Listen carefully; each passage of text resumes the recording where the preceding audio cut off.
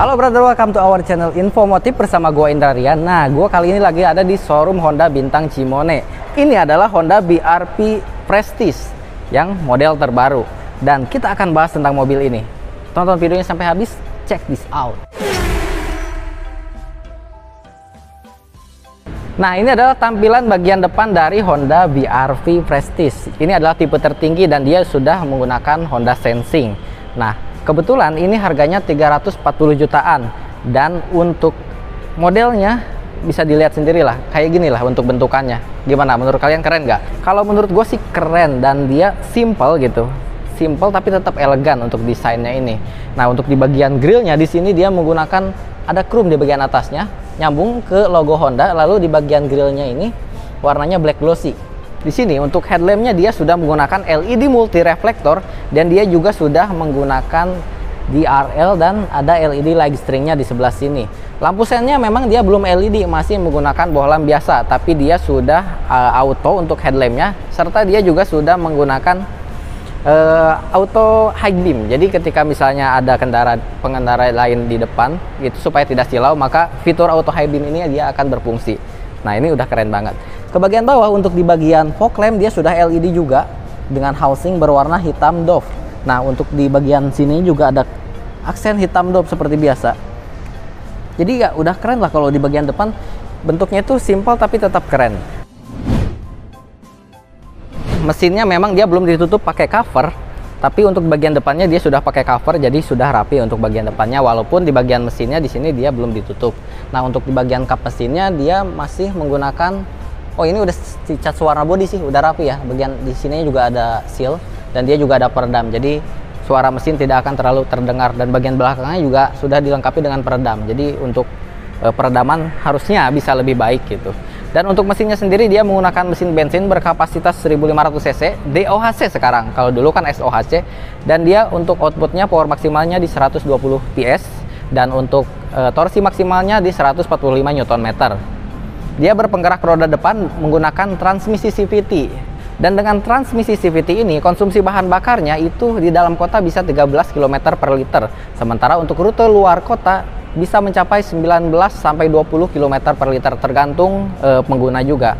Menurut gua ini sudah irit gitu. Dan dengan output segitu pastinya ini adalah mobil yang memiliki output paling besar dibandingkan dengan mobil-mobil di kelasnya. Oke, di bagian mesin sih itu aja.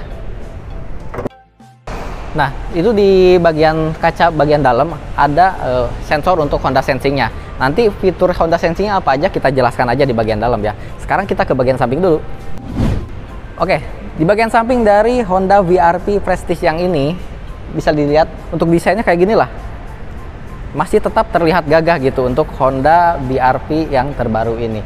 Dia di bagian atas juga sudah dilengkapi dengan roof rail. Jadi kalau kita pasang roof rack atau roof box juga dia sudah mumpuni lah, nggak usah pasang-pasang lagi ke tukang aksesoris.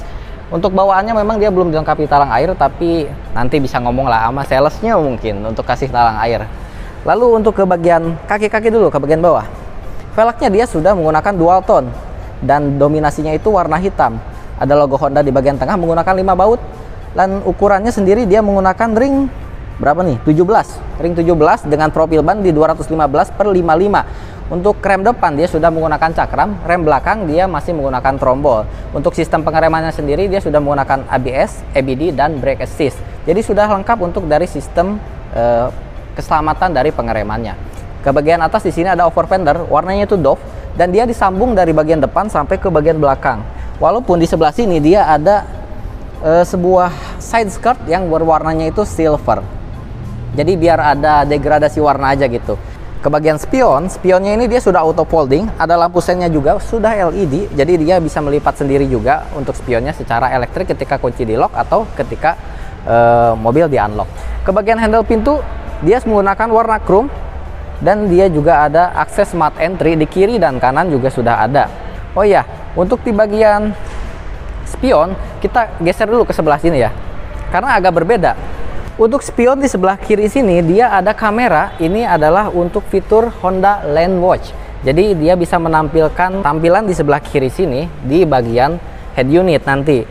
ketika kita ngesen ke kiri. Nah, fungsinya adalah supaya kita bisa memantau pastinya ya di daerah sekitar kiri sini. Oke, sekarang kita ke bagian belakang. Nah, dari bagian belakang tampilannya seperti ini.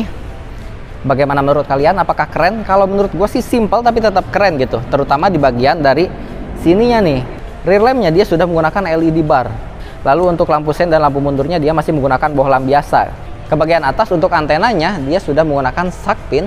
Dia belum dilengkapi dengan rear upper spoiler, tapi bodinya itu dibikin menonjol. Jadi boleh dibilang kayak daging lebih kalau kata si Magnum gitu ya. Di bagian kacanya sayangnya dia belum menggunakan rear defogger. Jadi kalau misalnya berembun kita nggak bisa panasin untuk kacanya. Untuk wipernya sudah ada juga, tapi dia tidak terintegrasi dengan kaca, dia nyambungnya ke bodi. Logo Honda, ada logo VRP, sebelah sini ada logo Prestige. Ke bagian keamanan parkir, di sini ada kamera parkir dan sensor parkir 4 titik. Dan untuk di bagian ground bumpernya diselaraskan dengan bagian samping, warnanya itu silver. Untuk ban serepnya dia masih menggunakan space saver, jadi masih menggunakan velg yang kaleng, belum sama seperti yang terpasang. Kita buka untuk bagasinya. Nah, untuk di bagian bagasi, kita bisa lihat ini sudah rata lantai. Kenapa bisa rata lantai seperti ini? Karena dia ada separator, sama halnya seperti Honda CR-V gitu. Dia bisa dilepas nih. Jadi bisa rata. Sebenarnya kalau misalnya nggak dipasang, ini dia agak ke dalam gitu ya untuk di bagian bagasinya. Dan ini cukup luas, apalagi kalau bangku baris ketiganya dilipat. Kalau dipasang pun ya lumayan lah, masih cukup luas gitu. Tuh. Buat naruh galon juga masih muat, bisa buat 3 atau 4 galon gitu. Koper mungkin bisa koper sedang, 2 koper sedang. Nah, di sebelah kanan sini dia ada tempat untuk toolkit, dongkrak di sebelah sini. Nah, di bagian eksterior sih itu ya. Sekarang kita ke bagian interior. Halo, assalamualaikum warahmatullahi wabarakatuh. Selamat sore. Perkenalkan, nama saya Aditya Setiawan, yang biasa dipanggil cowok panggilan kalau sama anak-anak customer Madura saya. Perkenalkan, saya Adit dari Honda Bintang Cimone. Dealernya jangan lupa ya, Honda Bintang Cimone.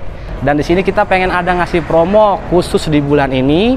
Kita ada promo DP 10% dan pastinya kita dapat paket hemat, free service 4 tahun atau 50.000 km. Kalau seumpamanya pembeliannya melalui Adit di Honda Bintang Cimone, otomatis sangat menguntungkan.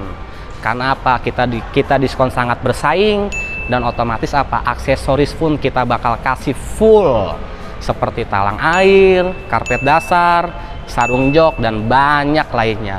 Oke, untuk kontak lebih lanjut kita ada di sini ya, di 0821 1478 1530. WA all core 24 jam only. Oke, sekarang ada di bagian interior dari Honda VRP Prestige. Ini tipe tertinggi yang sudah menggunakan Honda Sensing. Nah, di bagian interior ini dia didominasi dengan warna hitam di bagian dashboard, bagian atas sampai ke bagian jok juga. Untuk materialnya sendiri di sini dia masih plastik untuk bagian atas, tapi di sini ada material kulit nih beserta dengan aksen black glossy dihiasi dengan aksen silver juga. Ini jahitannya juga asli. Ke bagian door trim dia materialnya plastik bagian atas, tapi di bagian bawahnya sini sampai ke armrest menggunakan material kulit dengan stitching asli. Jadi sudah keren. Nah, untuk joknya sendiri menggunakan jok kulit berwarna hitam. Dia nggak ada aksen tambahan warna lain, hanya hitam aja beserta dengan stitching warnanya abu-abu untuk stitchingnya. Dia ada lekukan-lekukan gitu ya, dan sudah semi bucket untuk di bagian joknya. Terus di sini juga material soft touching untuk bagian armrestnya. Apa bisa digeser? Nggak bisa digeser ya. Dia masih fix aja kayak gini. Untuk posisi berkendaranya dia bisa diatur secara sliding, reclining, dan kita bisa tinggikan juga dengan high adjuster. Sudah cukup lengkap ya. Dan untuk setirnya dia cuma bisa diatur secara tilt, belum bisa diatur secara teleskopik. Sayang sekali ya, padahal untuk pengaturan teleskopik itu menurut kita cukup penting, apalagi untuk tinggi badan kayak gua yang pendek. Gua 160 cm, biasanya teleskopik itu cukup penting buat gua, tapi nggak apa-apa lah.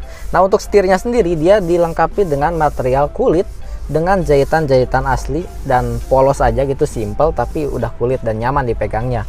Terus di bagian fiturnya sendiri, di bagian setir ini ada audio steering seat sebelah kiri untuk mengatur head unit. Bisa buat ngangkat telepon juga, Nah, untuk sebelah kanan ini ada tombol untuk adaptive cruise control dan dia juga ada tombol untuk lane keeping assist. Ini adalah salah satu fitur dari Honda Sensing. Sebelah sini untuk saklar lampu dia sudah auto juga, dan di sini ada tombol untuk menggunakan Honda Lane Boss-nya. Kita bisa pencet dari sini, kita mau aktifin atau mau dimatiin. Nah, sebelah kiri untuk wipernya di sini sudah intermittent juga. Ke bagian instrumen cluster, dia menggunakan layar berukuran 4,2 inch untuk MID-nya. Kalau untuk speedometer dan takometernya sih masih analog, masih biasa. Dan fiturnya juga untuk di bagian MID ini cukup lengkap. Dia bisa mengontrol kayak rata-rata kecepatan berkendara berapa gitu, bisa ditampilkan di sebelah sini. Lalu untuk trip A, trip B, dan juga untuk fitur-fitur Honda Sensing bisa ditampilkan di sini untuk pengaturannya. Nah, untuk ke bagian kanan sini dia ada tombol engine start stop, dan kuncinya juga seperti ini. Dia simple banget tuh. Ini agak ketutup ya. Dan dia ada tombol untuk menghidupkan mesin, karena dia bisa menghidupkan mesin dari remote, dari jarak jauh. Kalau misalnya kita parkir di tempat yang panas, maka fitur ini sangat berfungsi untuk mendinginkan mobil gitu. Apakah bisa dibawa kabur karena mobilnya udah nyala? Nggak bisa, karena si transmisi ini akan bisa dipindahkan dari posisi P kalau kuncinya sudah ada di dalam. Jadi mobil akan tetap aman gitu. Misalkan nanti takutnya ada yang mecahin kaca dan masuk ke dalam mobil, tapi mobil tetap tidak akan bisa dijalankan karena harus ada kuncinya untuk pindah transmisi gitu. Jadi tetap aman. Dan dia juga kuncinya sudah dilengkapi dengan walk away lock ya. Jadi kita misalnya lagi di mall lupa ngunci mobil, dia otomatis kekunci ketika kita meninggalkan mobil ya, jarak beberapa meter dia udah otomatis kekunci lah gitu. Jadi nggak perlu takut kalian lupa untuk mengunci mobil. Lalu ke bagian bawahnya lagi dia ada tombol untuk fitur Honda Sensing mau dimatiin atau diaktifin. Lalu ada tombol juga untuk stability control karena sudah pakai fitur tersebut. Nah, ke bagian sini ada tombol untuk mengatur power window. Power window-nya yang auto hanya di bagian drivernya aja, yang lainnya masih manual. Dan untuk pengaturan power door lock dan window lock ada di sebelah sini terpisah ya. Dan untuk pengaturan spion juga di sini. Tadi sudah auto folding, udah dijelasin. Untuk Twitter ada 2. Ya pasti 2 sih. Jarang ada yang Twitter 1 ya. Dan untuk speakernya total berarti ada 6 dengan Twitter. Ke bagian head unit di bagian tengah sini. Nah, dia head unitnya menggunakan layar berukuran kurang lebih, kemana kameramen? Sini, maaf nih, mohon maaf karena kameramennya magang gitu ya. Jadi masih baru dia, jadi tolong fokus. Maaf bos. Iya, oke, siap, nggak apa-apa ya. Mohon dimaafkan ya teman-teman ya. Nah, untuk head unitnya sendiri dia menggunakan layar yang cukup besar dan fiturnya juga sudah cukup lengkap. Ada Bluetooth, audio, aux, USB, dan dia juga bisa connect ke smartphone menggunakan fitur Android Auto dan Apple CarPlay. Jadi sudah sangat lengkap untuk di bagian fitur dari head unitnya, nggak perlu diragukan lagi ya. Ke bagian bawah untuk pengaturan AC-nya dia sudah auto climate, tapi dia juga ada tombol max cool-nya, jadi sudah lengkap. Tampilannya pun dia menggunakan tombol fisik. Ke bagian bawah di sini ada soket USB untuk connect ke head unit, jadi biar rapih aja kabelnya gitu. Dan dia juga bisa ngecas. Di sini ada power outlet juga 12 volt 180 watt. Lalu ada penyimpanan terbuka juga dan ada bottle holder juga di sebelah sini. Tuas transmisinya terkesan biasa aja menurut gua, tapi ya sudah cukup lah. Cuma yang disayangkan ini bahkan sampai tipe tertinggi dia masih menggunakan handbrake yang manual, mechanical, belum menggunakan electric parking brake. Sini tadi gue bilang juga ada armrest sudah kulit sama warnanya kayak jok, dan dibuka memang konsol tengahnya tidak terlalu besar ya, kecil banget gitu, paling ya buat naro-naro barang-barang kecil aja. Itunya nggak rata bos. Apanya pak? Headrest itu armrestnya bos. Armrestnya nggak rata gitu ya? Rata itu loh bos. Ininya? Ya. Nah ini biar bisa serodatan gini loh, biar ada ini loh pak, biar bisa apa namanya, agak sensasi kejepit gitu pak. Kan kalau kejepit itu enak pak. Kayak apa bos? Ya itulah ya, kejepit lah intinya ya, enak gitu kalau kejepit di sini kan, begitulah. Nah lanjut ya pak. Ke bagian sini ada, wah ngaget ini. Untuk laci penyimpanan tertutupnya dia masih ngagetin. Belum belum soft opening gitu.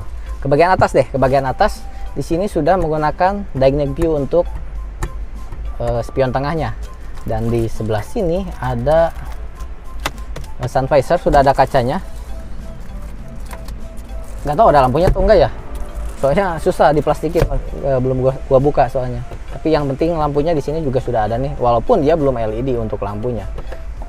Nah, ini dia adalah sensor untuk Honda Sensing-nya. Nah, untuk Honda Sensing sendiri, apa aja sih fiturnya? Honda Sensing-nya dia ada adaptive cruise control. Jadi ketika misalnya kita di jalan tol mau nyantai, kaki kita nggak mau injek pedal gas aja, kita tinggal aktifin fitur ini. Dan dia juga akan mengikutin laju kecepatan mobil yang ada di depan karena sudah menggunakan adaptive cruise control. Lalu fitur berikutnya ada lane keeping assist, itu membantu kita supaya tetap berada di jalur. Ada RDM-nya juga dan ada forward collision mitigation system. Jadi kalau misalnya kita mau nabrak objek, misalkan mobil atau pejalan kaki, dia akan memberitahu kita.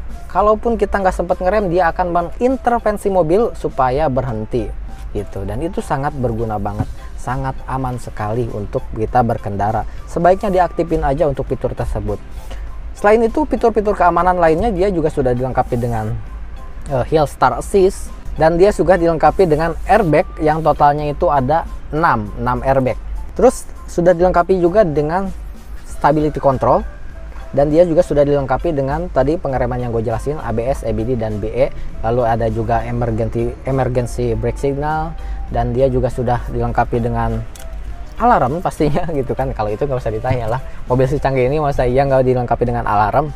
Nah, kalau di bagian keselamatan sih itu aja mungkin. Kalau nanti ada yang kurang-kurang ditambahin aja lah ya. Di bagian depan sih itu aja. Sekarang kita ke baris kedua yuk. Kayak gimana sih di baris kedua ini? Nah, di baris kedua ini seperti inilah kurang lebih luas dan tidaknya gitu. Menurut gue sih ini luas gitu.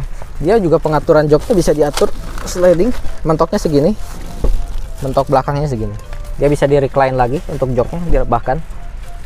Untuk headrestnya dia ada 3 kebagian semua, yang tengah pun kebagian headrest. Soalnya beberapa mobil kan ada yang gak kebagian headrest ya, yang baris tengah. Dan dia sudah dilengkapi dengan 3 seat belt. Oh, kalian lihat sih, ngelewer semua nih, dipasangin. Sudah dilengkapi dengan 3 seat belt, jadi sudah cukup aman. Bahkan dia juga memikirkan keamanan untuk passenger ya, bukan hanya cuma driver. Dan di sini juga bisa dibuka sebagai armrest kalau misalnya baris tengahnya nggak dipakai. Cuma ini karena diplastikin, jadi nggak bisa dibuka. Nggak apa-apa lah ya. Ini memang penggerak roda depan, tapi dia tetap ada sedikit tunneling, ya tidak terlalu berpengaruh sih, tapi ya ada aja sedikit gitu. Dan untuk baris kedua ini juga kita bisa ngecas. Dia sudah ada power outlet di sini, tapi harus pakai adapter lagi ya, tidak menggunakan USB charging. Untuk AC dia sudah double blower di bagian atas, pengaturannya juga masih manual sih, masih knob biasa gitu. Tapi ada bunyinya gitu. Nggak apa-apa ya, bagus. Cetrek tuh, enak ya. Enak gitu. Malah mainin AC gua. Nah, untuk di bagian door trim tampilannya sama kayak di depan. Dia bisa dijadikan armrest di sini. Jadi armrestnya bisa 2 dengan yang ada di tengah sini, dan di bagian bawah juga ada bottle holder serta speaker. Jadi bagian baris kedua sih itu aja ya. Lampu juga ada sebelah sini. Dia masih belum LED juga untuk lampunya.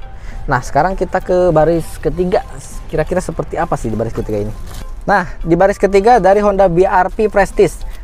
Bisa dilihat ini tadi posisi baris kedua ini paling mundur ya. Dia masih ada space untuk tinggi badan gua 160 cm, kurang lebih berapa jari lah, 2-3 jari gitu space nya. Ini posisi baris kedua paling mundur, apalagi kita majuin pastinya akan dapat space yang lebih lagi. Ini juga bangku baris ketiganya dia bisa direbahkan lagi tuh sampai segini, jadi lumayan luas menurut gua. Headroom juga luas ya. Tinggi badan gua 160 cm kalau ada yang tanya. Dan di baris ketiga ini dia juga ada armrest sebelah kanan sini nih. Bisa buat naruh handphone juga, ada penyimpanan, ada bottle holder juga. Dan dia ada power outlet sebelah kanan. Sebelah kiri sih nggak ada ya. Jadi kalau kalian mau ngecas di baris ketiga ya udah di sebelah kanan sini. Jadi kesimpulannya di baris ketiga ini dia sudah cukup luas banget gitu menurut gue ya. Oke, sekarang kita keluar lagi. Intinya dengan harga 340 juta kita udah jelasin semua fiturnya dari bagian eksterior dan sampai ke bagian interior. Bagian mesin juga tadi kita udah jelaskan. Dengan harga 340 jutaan, menurut kalian worth it gak mobil ini untuk dibeli? Gitu. Dan dibandingkan dengan kompetitornya, apakah worth it untuk dibeli? Karena nanti kita mungkin akan komparasikan untuk video-video berikutnya Honda BRP ini dengan kompetitornya. Nah, untuk kalian semua yang belum subscribe, silahkan subscribe channel ini untuk mensupport kita. Di like juga videonya, di share ke teman-teman kalian melalui media sosial kalian. Follow juga akun Instagram kita, linknya ada di deskripsi. Kalau kalian mau endorsement, silahkan kontak WhatsApp yang ada di kolom deskripsi. dengan Maktum di sana.